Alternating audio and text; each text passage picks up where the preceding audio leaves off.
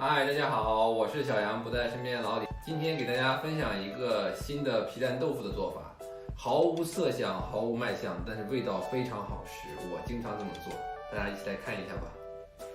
准备一个碗，咱们将内酯豆腐放。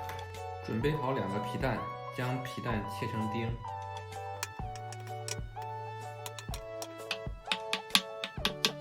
将切好的皮蛋放到碗中，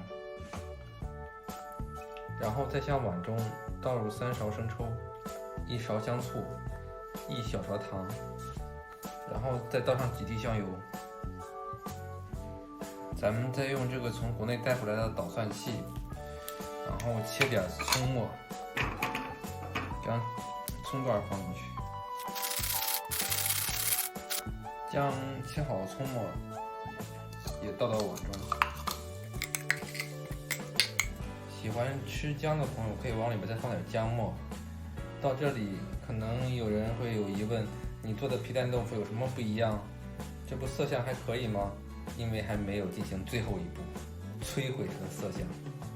发挥大家的想象力，将豆腐、皮蛋还有各种调料、葱末全部疯狂的搅匀、搅拌、搅碎。能搅多碎就搅多碎，来吧！在饭店里不会有人这么做的，因为毫无色相。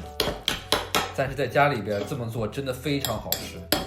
网上都是教大家怎么做出漂亮的皮蛋豆腐，但是我想告诉大家，我想教大家做出最好吃的皮蛋豆腐。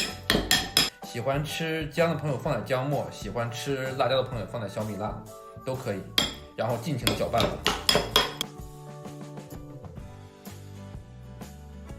OK， 这样咱们的皮蛋豆腐就做好了。咱们这么做出来的皮蛋豆腐，因为皮蛋和豆腐还有各种调料充分的混合搅拌，虽然没有什么色相和卖相，但是味道非常好吃。哇！大家是不是从来没有吃过这样做的皮蛋豆腐哦？